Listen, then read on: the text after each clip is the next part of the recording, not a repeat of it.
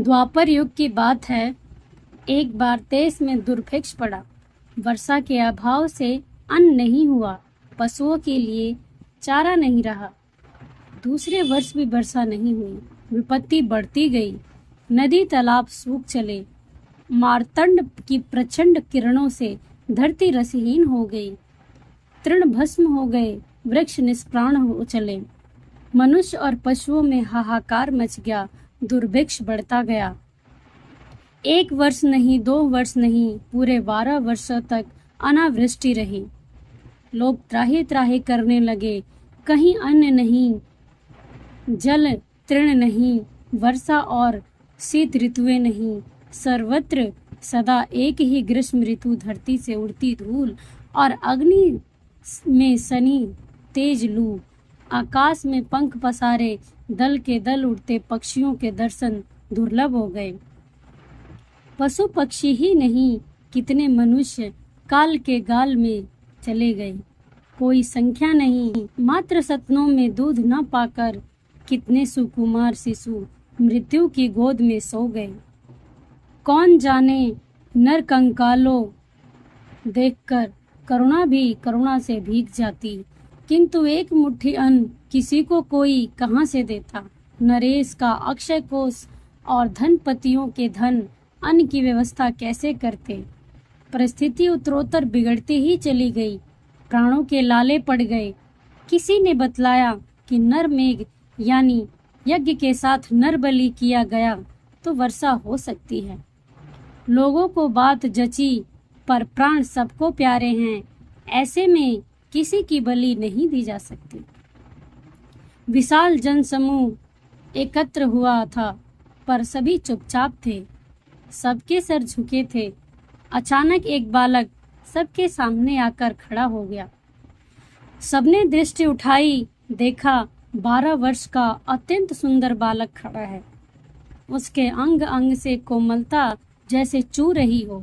उसने कहा, उपस्थित महानुभाव, असंख्य प्राणियों की रक्षा एवं देश को संकट की स्थिति से छुटकारा दिलाने के लिए मेरे प्राण सहस्र प्रस्तुत है।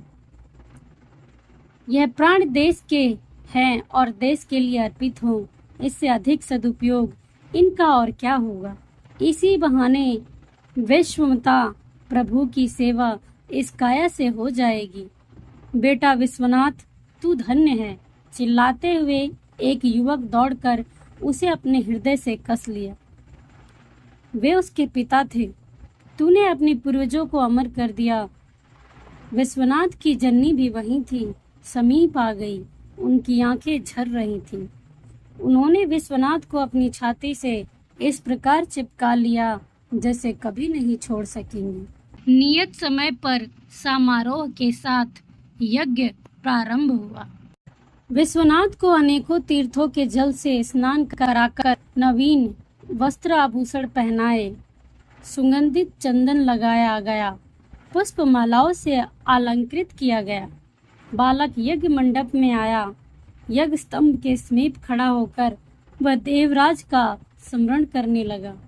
यज्ञ मंडप में बिल्कुल शांत माहौल था। बालक सिर झुकाए बलि के लिए तैयार था। एकत्रित जन समुदाय मौन होकर उधर एकटक देख रहा था। उसी क्षण शून्य में विचित्र बाजे बज उठे। विश्वनाथ पर पारिजात पुष्पों की वृष्टि होने लगी। सहसा मेघ ध्वनि के साथ देवराज इंद्र प्रकट हो गए। सब लोग आंखें फाड़ आश्चर्य के साथ देख रहे थे। विश्वनाथ के मस्तक पर अत्यंत प्यार से अपना वरद हस्त फेरते हुए सुरपति बोले, वत्स, तेरी भक्ति और देश कल्याण भावना से मैं संतुष्ट हूँ। जिस देश की बालक देश की रक्षा के लिए प्राण अर्पित करने को प्रतिक्षण प्रस्तुत रहते हैं, उस देश का कभी पतन नहीं हो सकता।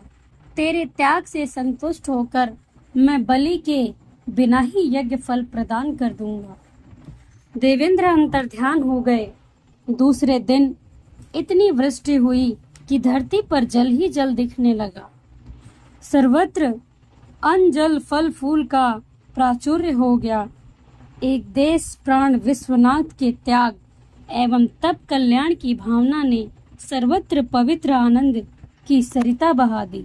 दोस्तों, अगर आपको हमारी कहानी अच्छी लगी हो तो इसको लाइक करें, शेयर करें और कमेंट करना ना भूलें। और हमारे चैनल पर पहली बार आए हैं तो हमारे चैनल को सब्सक्राइब करें। हमारे चैनल पर आपको और भी इंटरेस्टिंग कहानियाँ मिलती रहेंगी।